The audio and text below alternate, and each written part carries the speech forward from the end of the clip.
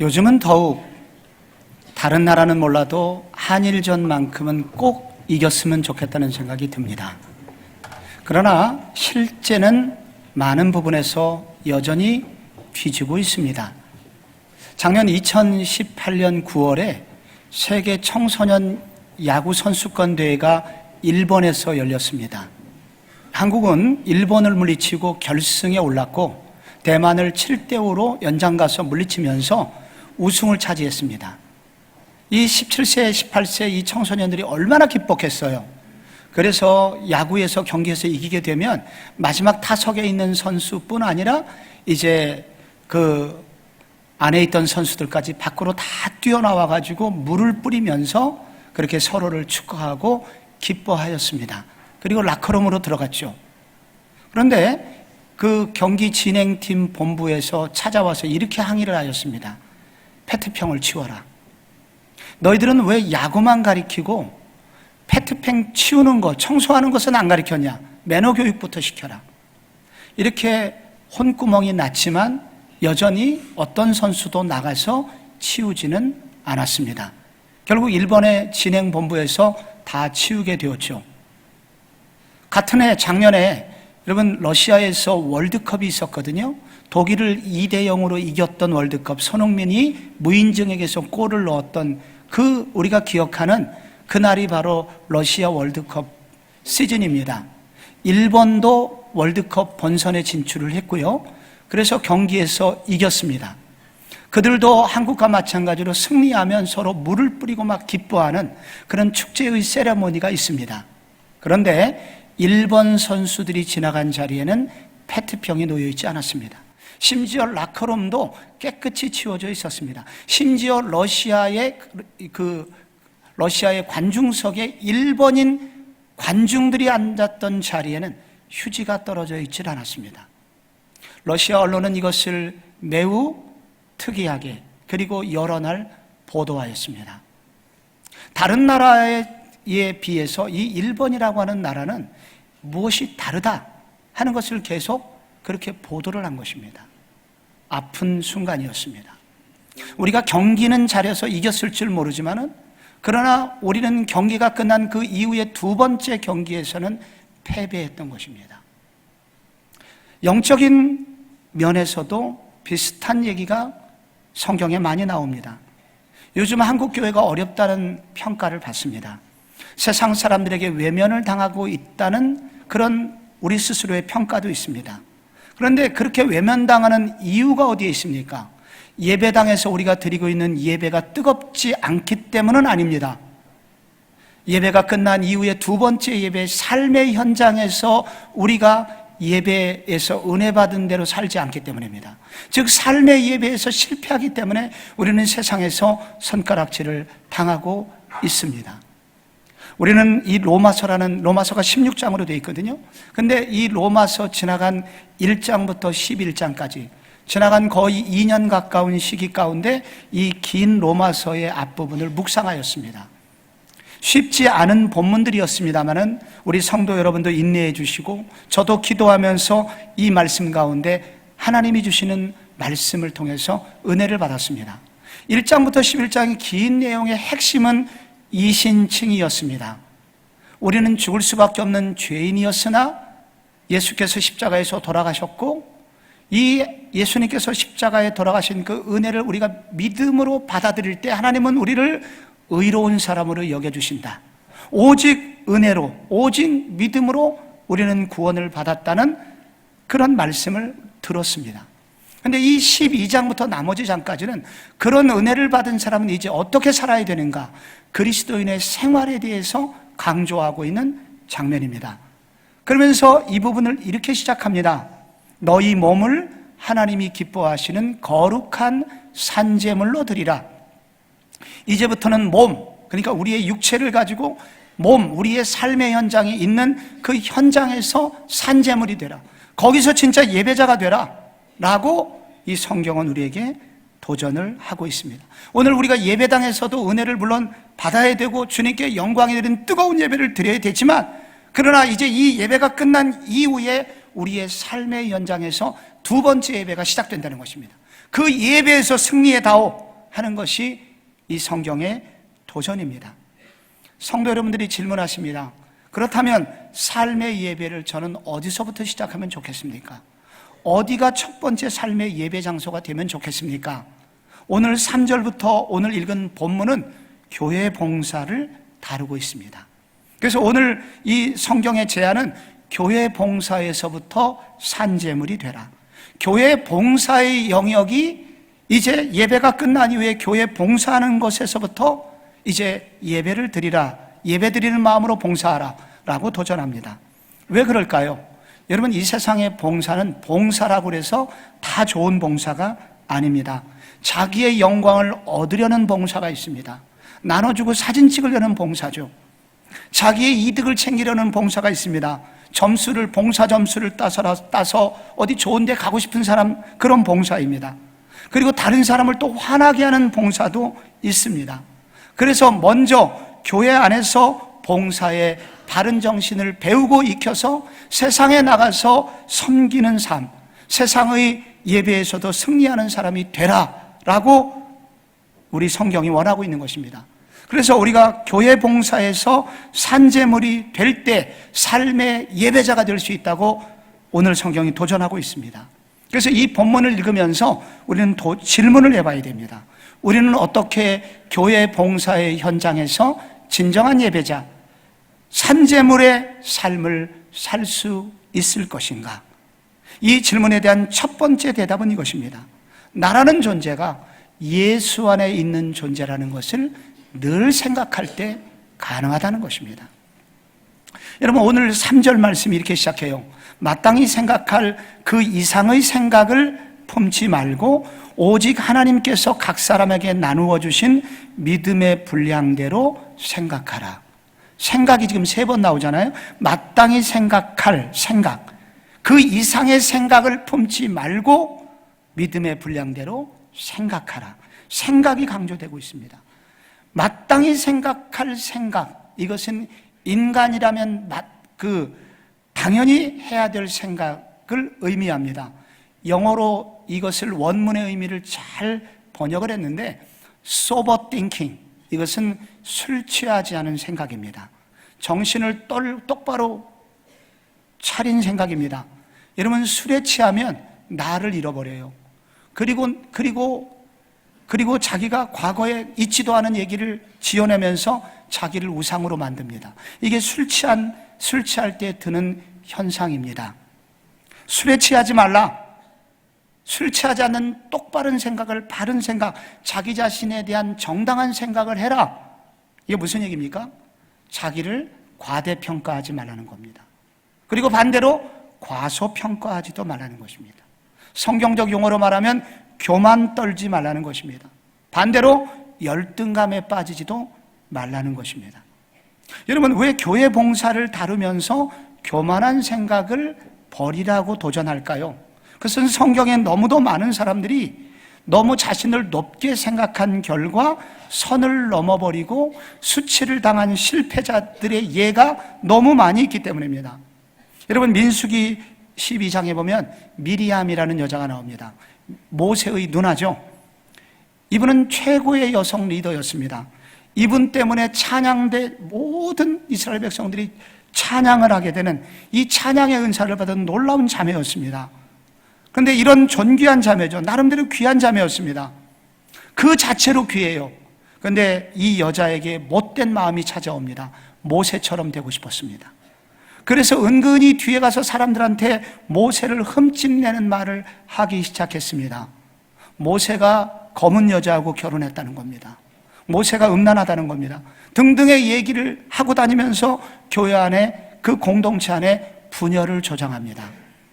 하나님이 어떤 벌을 그에게 주셨나요? 얼굴에, 그리고 온몸에 나병이 들게 하였습니다. 그래서 얼굴이 썩어 들어가는 병이 걸리게 되었고, 공동체 진 밖에 갇혀서 적어도 일주일 이상 머무는 형벌을 받았습니다. 나병에 걸려서 얼굴을 들 수 없는 수치의 아픔을 그녀가 당했다는 것이죠. 그 역대하 26장에 보면 우시야 왕이 나옵니다. 우시야 왕은 유다의 여러 왕 중에서 다윗 이후로 최고의 왕으로 평가받는, 경제적으로 그리고 정치적으로 강력한 왕이었습니다. 그런데 그는 제사장만이 할 수 있는 성전에 들어가서 분향의 처소에서 향불을 드렸습니다. 그거는 제사장만이 할 수 있는 것이라고 다른 제사장들이 말렸음에도 불구하고 그들을 제압하고 그는 향불을 올렸습니다. 그 이후에 그의 몸에 이상한 종기가 생기기 시작했습니다. 또 나병이었습니다. 그래서 그의 얼굴이 썩고 몸이 썩고 결국은 별궁에서 지내다가 처참한 마지막 최후를 맞이하게 됩니다. 우리 각자에게는 하나님이 주신 자리가 있습니다. 이것을 성경은 분수라고 말합니다. 그 분수를 넘어서지 않는 게 중요합니다. 그 분수에 맞게 봉사를 하라는 것입니다. 이 분수를 넘어설 때 푼수가 됩니다. 푼수가 되면 푼수는 결국 수치를 당하면서 끝나게 됩니다.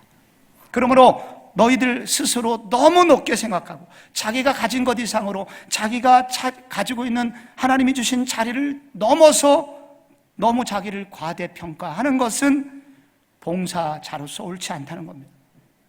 반대로 자신을 너무 생각하여 좌절감에 빠져서는 안 됩니다. 실패한 베드로 보십시오. 고기잡이를 하면서 자기가 실패했다고, 예수님 배반했다고 자신의 사명을 다 잃어버리고 갈릴리 바다로 돌아가서 나는 이제 아무것도 안 할 거야, 고기를 잡고 있었습니다. 지나친 열등감이 있는 사람, 마음에 상처가 있는 사람, 이런 사람들은 다른 사람을 위험에 빠뜨릴 수가 있습니다. 히틀러가 그랬다고 그래요. 어린 시절 미술에 재능이 있었는데 어떤 경쟁에서 유대인들 때문에 상을 못 받았다고 그가 생각을 했던 모양입니다. 그것이 어린 청소년 시절의 상처로 남았고 나중에 그가 힘을 가지게 되었을 때 유대인들 600명을 가스실로 보내서 죽이는 일을 시작했던 이유가 바로 어린 시절의 그 상처 때문이었다는 거예요. 우리가 이런 내면의 나 자신을 너무 낮게 생각하는 거, 나 자신을 부족하다고 생각하는 거, 나 같은 사람이 무슨 일을 할 수 있을까, 이렇게 생각하는 것은 옳지 않습니다. 해결책이 무엇일까요? 믿음의 분량대로 생각하라는 것입니다. 여러분, 믿음에는 분량이 있다는 것인데요, 여러분 아브라함을 보시면 아브라함이 계속 창세기에서 그의 믿음이 나옵니다. 그러나 창세기 12장에서 아브라함은 기근이 왔을 때 애굽으로 갔습니다. 믿음이 연약했어요. 그런데 창세기 22장에서 아브라함은 모리아산에서 자기의 가장 귀한 것, 즉 이삭을 제물로 드렸습니다. 큰 믿음, 든든한 믿음을 가지고 있었죠. 그러니까 이 믿음에는 이와 같이 차이가 있습니다. 어떤 사람에게는 큰 믿음이 있고 훈련을 받아서, 어떤 사람은 아직 훈련을 덜 받아서, 하나님의 훈련을 덜 받아서 믿음이 연약할 수도 있습니다. 그런데 여기서 믿음의 분량대로 생각하라는 그 말은 어떤 믿음의 형편 가운데 있든지 그 믿음을 주신 분은 하나님이시니 하나님 안에서 자기를 생각하라는 것입니다. 여러분, 아브라함이 믿음이 연약할 때도 하나님이 이끌어 주셨고 믿음이 강할 때도 하나님이 이끌어 주셨죠. 결국 하나님이 책임져 주셨죠. 그러므로 여러분, 우리는 믿음의 사람인데, 모든 성도는 믿음을 가지고 있는데 내가 믿음이 연약한 상태에 있든지 믿음이 좀 훈련돼서 믿음이 강한 상태에 있든지 어떤 믿음의 상태에 있든지 나는 하나님이 붙들고 계시고 나는 하나님 안에 있는 존재야 라고 믿음의 분량대로 주 안에 있다는 것, 내가 주님 안에 있다는 것을 생각하라는 것입니다. 이것을 신약적으로 말하면 십자가의 눈으로 자신을 생각하라는 뜻입니다. 십자가의 복음이 무엇입니까? 나는 아무리 노력해도 심판받을 수밖에 없는 존재였는데 예수님께서 나 같은 죄인을 위해서 십자가에서 죽어주셨다는 것입니다. 내가 노력한다고 구원을 받을 수 있나요? 없죠. 내가 아무리 교회에 헌신한다고 구원받을 수 있나요? 없죠. 그런데 나같이 소망 없는 자를 위해서 예수님께서 십자가에서 돌아가 주셨다는 것입니다. 그래서 우리는 십자가 앞에 서면 조금도 교만할 수가 없습니다. 여러분, 동시에 그런데 나같이 부족한 존재였지만은 나 같은 존재를 위해서 하나님께서 당신의 귀한 아들, 외아들 예수님을 십자가에서 못 박혀 죽이시기까지 사랑하셨습니다. 나는 그렇게 사랑받는 존재가 되었어요. 내가 이렇게 존귀한 존재가 되었단 말이에요. 그래서 십자가 앞에 서면 결코 열등감에 빠질 수 없습니다. 나를 자학할 수 없습니다. 그러므로 여러분, 믿음의 분량대로 생각하라. 내가 주 안에 있다는 사실을 생각하는 것입니다. 나는 예수 안에 있는 존재라는 것입니다. 여러분을 생각할 때 다른 사람 누군가의 판단으로 여러분을 생각하는 것은 비성경입니다. 여러분을 생각할 때 하나님이 나를 바라보는 눈으로, 예수님의 십자가의 눈으로 나를 바라보라는 거예요. 이게 정당하다는 거예요. 그러면 무슨 일이 생깁니까? 나 같은 죄인을 하나님이 구원해 주셨구나, 겸손해집니다. 그런데 또 나 같은 죄인에게 하나님이 이런 일까지 맡기셨구나, 감사가 넘칩니다. 그래서 이런 죄인을 아들까지 십자가에서 죽이기까지 사랑했구나 생각하면 용기가 생깁니다. 예수 안에 있는 나, 주 안에 있는 나. 저는 엊그저께도 병원 신방 가서 어느 권사님이 그러더라고요. 주 안에 있는 나에게 딴 것이 있으랴. 막 힘 빠지고 낙심되다가 이 찬송만 부르면 힘이 난다고. 그래서 제가 불러드렸습니다.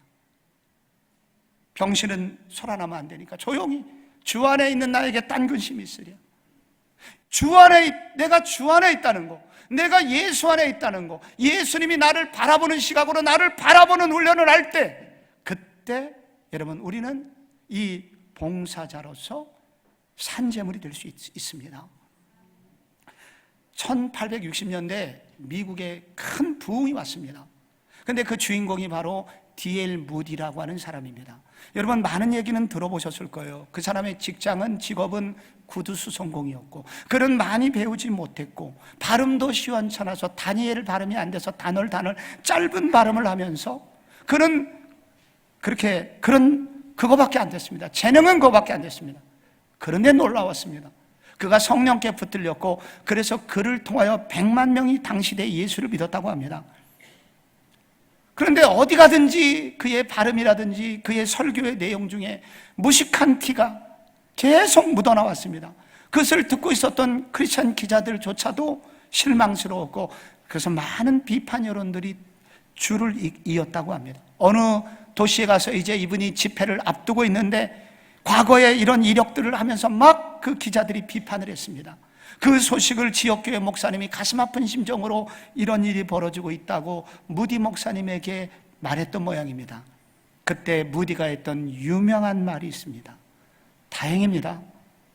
그들은 아직도 내가 더 큰 죄인이라는 것을 아직은 모르고 있는 모양입니다. 나는 그들이 생각하고 있는 것보다 더 큰 죄인입니다. 그들이 알고 있는 것보다 나는 훨씬 더 많은 죄를 짓고 훨씬 더 부족한 사람입니다. 그것이 무디를 일으키는 힘이었고 하나님이 그를 기쁘게 쓰시는 이유였습니다. 사랑하는 성도 여러분, 나는 주 안에 있는 존재입니다. 여러분을 주 안에 있는 여러분을 생각하셔야 됩니다. 우리가 건강한 봉사자의 첫 번째 우리의 모습은 내가 주 안에 있다, 예수님 십자가의 복음의 눈으로 나를 바라보기를 훈련하고 나를 계속해서 바라보고, 그렇게 할 때 교만도 없고 열등감도 없고 복음 안에서 여러분 주님께 드릴 때 그분을 일컬어 성경은 산재물이 되었다고 말합니다. 여러분, 교회 봉사에서 산재물이 되려면 어떻게 될까요? 두 번째로 동역자를 찾고 그들과 함께 교회를 세워가고자 해야 합니다. 4절 말씀 한번 같이 읽어주시면 고맙겠습니다. 시작. 우리가 한 몸에 많은 지체를 가졌으나 모든 지체가 같은 기능을 가진 것이 아니니 이와 같이 우리 많은 사람이 그리스도 안에서 한 몸이 되어 서로 지체가 되었느니라. 아멘. 한 몸에 많은 지체를 가졌다. 우리는 한 몸이 되었다는 말입니다. 그런데 우리 모든 지체가 같은 기능을 가진 것은 아니다. 우리 모두는 다르게 모였다는 것입니다. 그런데 우리는 한 몸 안에서 또한 각 지체가 되었다고 말합니다. 결국 무슨 얘기입니까? 교회는 다양한 사람들이 모여서 한 몸을 이루었습니다. 그래서 필요한 것이 있습니다. 다양성을 인정해야 됩니다.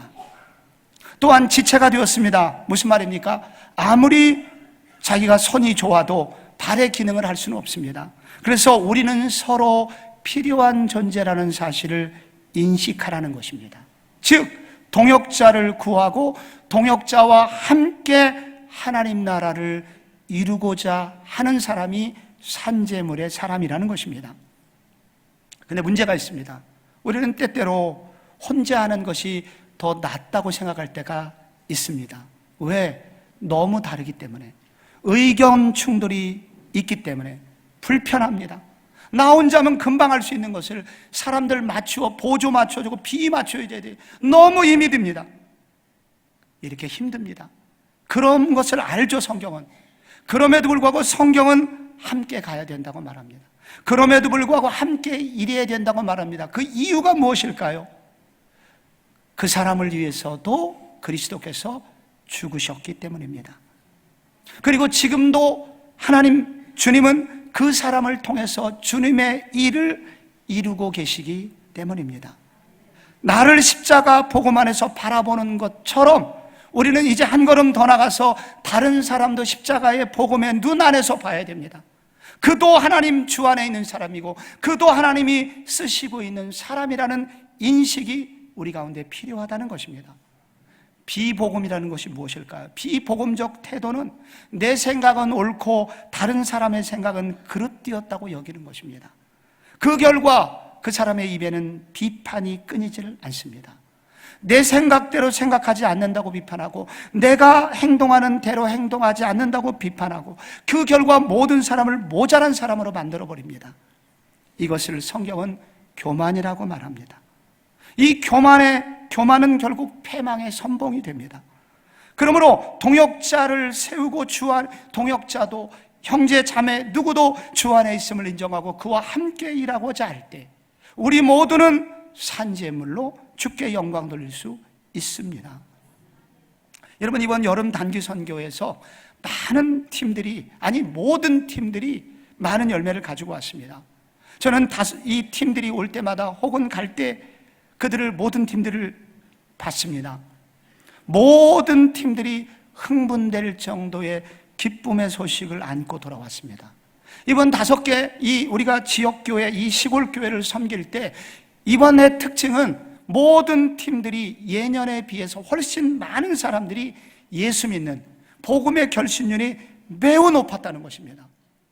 그런데 제가 모든 팀들의 얘기를 들으면서 놀라웠던 한 가지 공통점이 있었습니다. 왜 이번에 이렇게 많은 열매들이 있었을까? 물론 열심히 준비했죠. 그런데 공통점은 이것입니다. 전혀 예기치 않는 것인데요, 주일학교 학생들 때문이었습니다. 구미 대만교회 4명의 주일학교 학생들이 따라갔습니다. 철원 단기 선교팀의 중고등부 학생들이 따라갔습니다. 경남 사천에도 주일학교 4명의 학생들이 따라갔습니다. 사실 그들은 부모가 가니 어쩔 수 없이 놔두고 갈 수 없어서 데려간 떨거지들입니다. 깍두기들이라고요. 그런데 실제로 그들이 가서 한 일은 놀라웠습니다. 그들이 병원을 전도할 때 또래 아이들에게 전도를 하고 찬양 집회를 할 때 할머니 할아버지들을 주물러 드리고 그리고 피아노 독주도 하고 또 워십도 하고 했는데 여러분 아시잖아요. 대부분의 청중들이 누구예요? 할머니 할아버지들입니다. 그 시골 분들이 할머니 할아버지 그들을 보는 순간 서울에 있는 손주 생각이 납니다. 마음이 확 열려버렸다. 그래서 그들이 노래하자고 하면 노래하고 예수 믿자고 하면 예수 믿고 그래서 결신율이 이렇게 높았다는 거예요. 내가 아니라고 생각한 그 사람, 별 볼 일 없다고 생각한 그 사람을 통해서 하나님은 일하셨고 가장 존귀하게 일하셨다는 것입니다. 그러므로 우리 생각이 늘 맞는 게 아니구나. 여러분, 내 생각이 맞는 게 아니에요. 목사의 생각이 다 맞는 게 아니에요. 결국은 하나님께서 그 사람, 하나님이 준비한 카드가 있는데 내가 아닐 수 있습니다. 하나님께서는 누군가를 통해서 일하실 수 있습니다. 혼자 가면 빨리 갈 수는 있지만 멀리 갈 수는 없다는 말이 있습니다. 혼자 가면 처음에는 빨리 가는 것 같아요. 그런데 가다가 지겹습니다. 그래서 쉬고 싶어요. 위기가 오면 또 이길 수 없습니다. 강도를 만나면 이길 수 없습니다. 그래서 멀리 가지 못해요. 그러나 함께 가면 더디 가는 것 같지만 결국은 목적지까지 갈 수 있습니다. 저는 이 설교를 준비하면서 제가 한 7, 8년 전에 한번 소개했던 공호라는 책을 다시 한번 꺼냈습니다.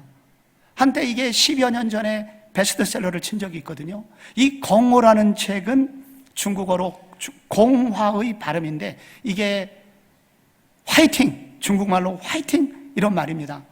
이 책의 내용은 침몰 직전에 이 한 미국 회사에 패기 싱클레어라고 하는 여자 이제 공장장이 부임을 했는데 그 이후로 그 회사가 그 공장이 아주 놀랍도록 단합이 되면서 전국에서 가장 주목받는 회사가 되는 그 성공의 과정을 그린 책입니다. 그런데 그 핵심 정신에 공호, 공화, 화이팅의 정신이 있었다는 것입니다.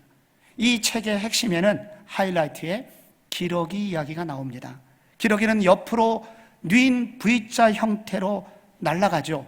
맨 앞에 있는 기러기, 리더 기러기가 날개짓을 하는데 이 날개짓으로 뒤에 따라오는 기러기의 이 양력이, 기러기가 만들어내는 양력은 뒤에 따라오는 기러기가 71%의 힘만으로 나를 수 있도록 돕는다고 합니다. 그래서 앞에 있는 기러기가, 리더 기러기는 너무 힘들죠.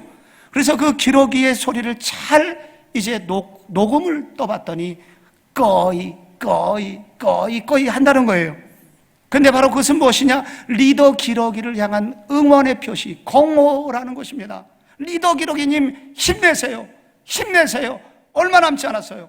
그렇게 공호를 외치면서, 그렇게 외쳐서 이 공호 정신으로 똘똘 뭉친 기러기는 자그마치 한 번 비행에 4만 킬로미터나 날아갈 수 있다고 합니다. 어마어마한 거죠.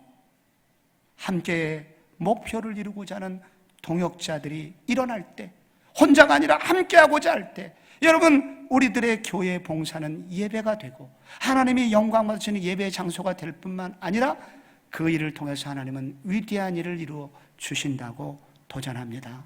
여러분, 이 학기 여러분 교회 생활하시면서 이런 아름다운 동역자를 많이 만나시기를 축복합니다. 교회 봉사가 참 예배가 되려면 마지막으로 은사를 발견하고 은사를 개발하고자 해야 됩니다. 오늘 이 교회 봉사의 정점에서 은사를 다루고 있습니다. 은사가 뭐냐? 이렇게 요약할 수 있습니다. 다른 사람을 섬겨 교회를 세우도록 사용하도록 하나님께서 주신 특별한 능력입니다. 은사는 첫째, 특별한 능력이에요. 그래서 이 특별한 선물, 특별한 재능을 하나님이 주셨다는 것입니다. 특별하다는 것은 일반 사람들도 누구나 할 수 있는 일이긴 하지만 어떤 은사를 받은 사람에게는 특별한 일이 나타난다는 겁니다. 가르치는 은사가 성경에 나옵니다. 가르치는 은사를 받은 사람에게는 이 사람에게 가면 어려운 문제가 매우 쉽게 나와요. 매우 복잡하고 어려운데 이 사람이 설명하면 매우 쉬워요. 가르치는 은사를 받은 사람입니다. 섬김의 은사, 구제의 은사, 긍휼의 은사가 오늘 성경에 나옵니다. 보통 사람 다 그냥 지나가는데 어떤 사람을 향하여 긍휼한 마음이 부릴 듯 일어납니다. 그냥 지나갈 수 없는 사람. 그래서 많은 물질을 줘도 아깝지 않은 그런 은사를 받은 사람을 구제의 은사를 받은 사람이라고 하고, 그를 데려다가 씻기고 먹이고 좀 격려하고 하는 일을, 그런 일을 하도록 하는 사람이 긍휼의 은사를 받은 사람입니다. 성경에는 또한 위로의 은사가 나옵니다. 위로의 은사를 받은 사람의 은, 다른 사람 만나도 좀 힘이 되긴 하는데 이상하게 이 사람만 만나면 분이 풀려요. 마음이 시원해집니다. 근심 걱정이 사라집니다. 다시 힘을 얻습니다. 위로의 은사를 받은 사람을 만날 때 이런 일이 생긴다는 것입니다. 그래서 은사는 뭐냐? 하나님이 주신 특별한 재능입니다. 그리고 또 하나, 은사는 예수 믿는 사람 누구에게든지 한 가지 이상 다 주셨다는 것입니다. 에베소서 4장 7절에도 나오죠. 우리 각 사람에게 그리스도의 선물의 분량대로 은혜를 주셨다. 오늘 성경에도 각 사람이 강조됩니다. 우리 모두는, 예수 믿는 우리 모든 사람에게 하나님은 한 가지 이상씩 다 은사를 주셨습니다. 여러분의 은사는 뭘까요? 또 하나, 은사를 생각할 때 은사는 동등하다는 것입니다. 은사는 위열이 없어요. 어떤 은사는 높고 어떤 은사는 낮은 게 없습니다. 옳고 그름이 없습니다. 비교의 대상이 아닙니다. 하나님이 당신의 공동체에 꼭 필요하기 때문에 각 사람에게 주셨기 때문입니다. 그래서 오늘 이것은 에베소서 4장과 고린도전서 12장, 오늘 로마서 이 12장의 이 세 부분에 집중적으로 은사가 나옵니다. 그런데 오늘 은사를 보면 은사에 크게 두 종류로 나누죠. 오늘 본문에서는 언어의 은사와 행동의 은사가 나옵니다. 언어의 은사에는 예언의 은사, 이것은 설교의 은사입니다. 또 위로의 은사, 상담의 은사, 가르침의 은사가 나옵니다. 오늘 행동의 은사는 섬김의 은사, 구제의 은사, 다스림의 은사, 긍휼의 은사, 이런 은사들이 나오고 있습니다. 그런데 여기서 중요한 것이 이것입니다. 은사에 대해서 이제 나는 어떻게 할 것인가입니다.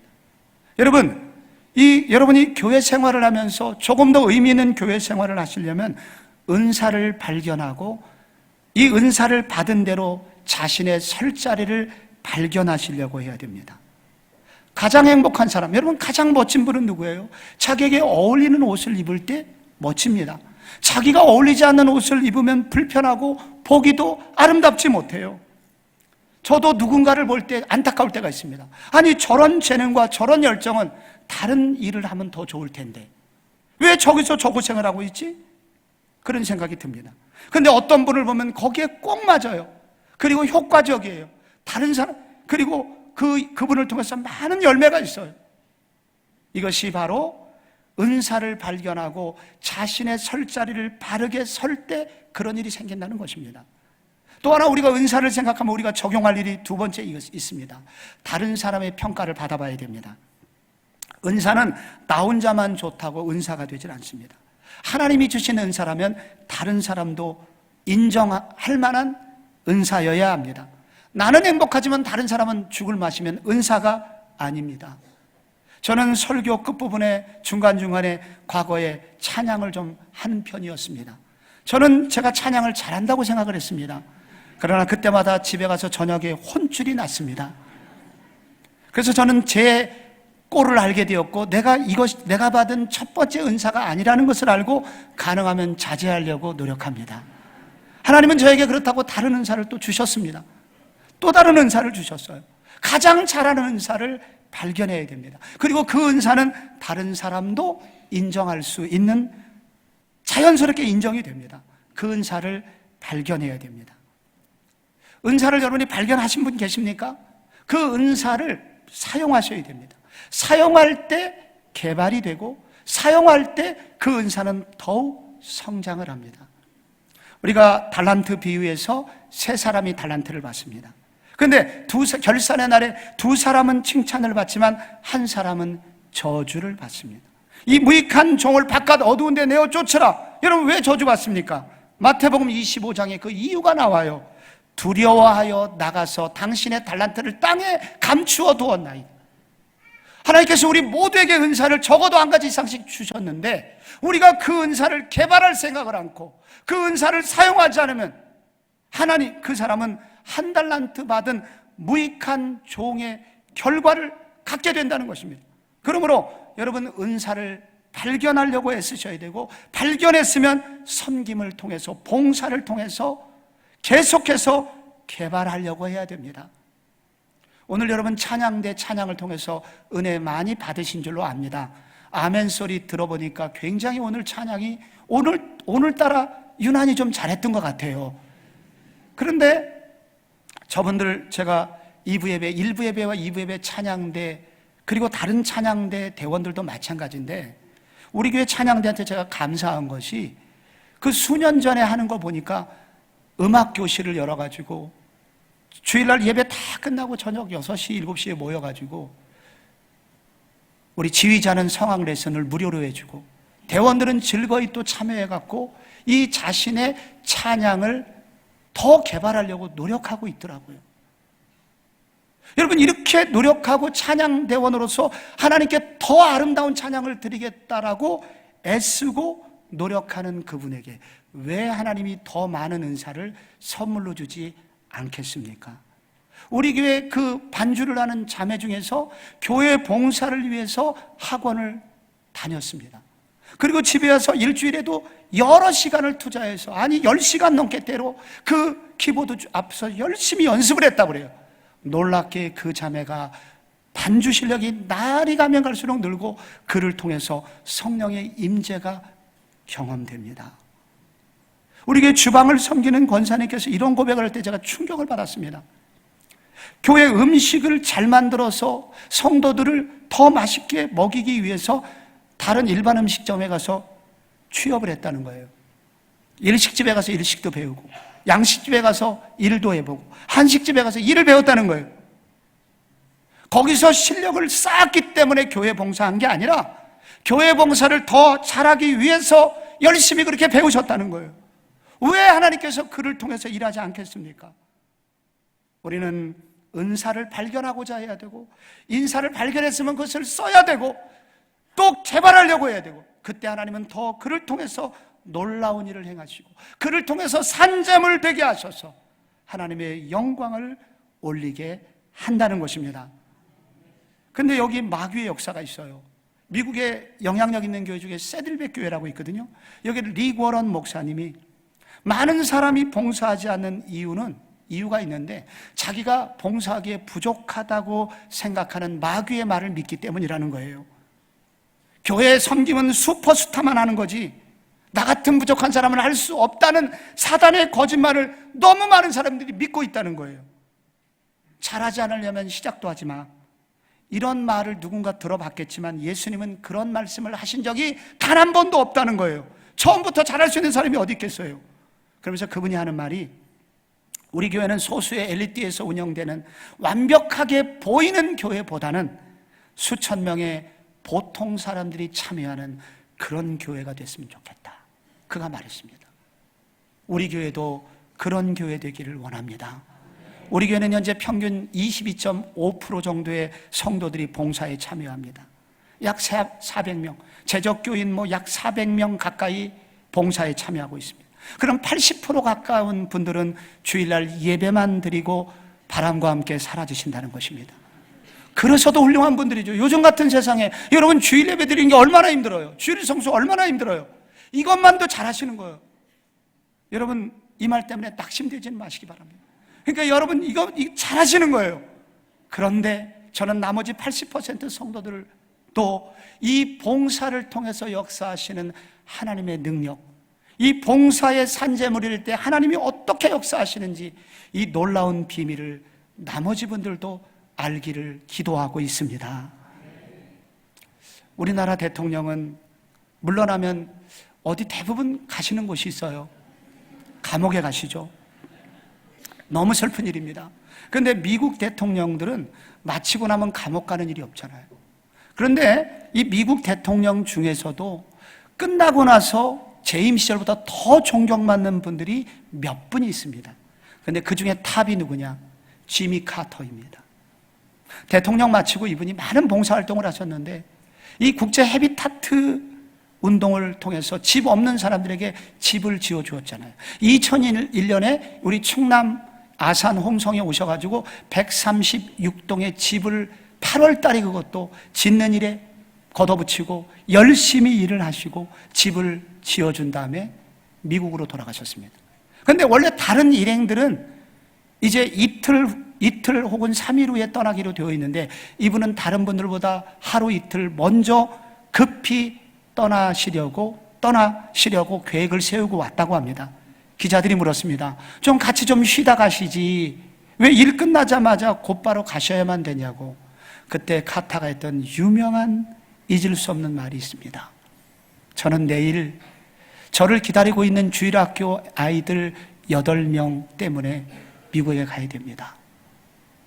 그 아이들, 저는 주일학교 교사거든요. 그래서 이 주일학교 교사 내일 아이들 8명 위해서 공과 공부해서 내일 주일날 교회 가야 됩니다. 그래서 먼저 가야 됩니다. 그러면서 이분이 그 뒤에 했던 그 유명한 말은 우리 목회자뿐 아니라 많은 분들에게 도전이 되는 눈물겨운 말을 했습니다. 내가 대통령이 된 것은 하나님의 일을 더 잘하기 위함이었습니다. 대통령은 임시직이지만 교사직은 평생직입니다. 저는 여러분들이 세상에서 대충 살기를 원치 않습니다. 정말 열심히 살아야 돼요. 그런데 이걸 오해하면 안 됩니다. 이 카터가 했던 얘기 중에서 우리가 꼭 기억을 했는데 핵심은 뭐냐면, 이 우리가 세상에서 존중받고 세상에서 하나님의 영광을 돌리는 이 참 예배자, 삶의 예배자가 되려면 교회 봉사부터 제대로 하라는 것입니다. 교회 봉사에서 하나님의 은혜를 체험하라는 것입니다. 교회 봉사를 통해서 역사하시는 성령의 능력을 체험하라는 것입니다. 그러면 세상에서도 삶의 예배자 될 수 있다고 말합니다. 조국 교회가 많이 아프다는 얘기 우리 지금 듣고 있습니다. 이것을 변혁할 수 있는 길, 삶의 예배자들이 늘어나야 됩니다. 그 일을 위하여 성목중앙교도 쓰임받기를 바랍니다. 그런데 그 일을 위해서 우리 모두 다 먼저 교회 봉사에서 산재물 되는 연습부터 하셨으면 좋겠습니다. 여러분, 어디에서든지 여러분이 봉사자의 위치에서 섬기심으로 이 놀라운 산재물의 비밀 여러분도 체험하시기를 축원합니다.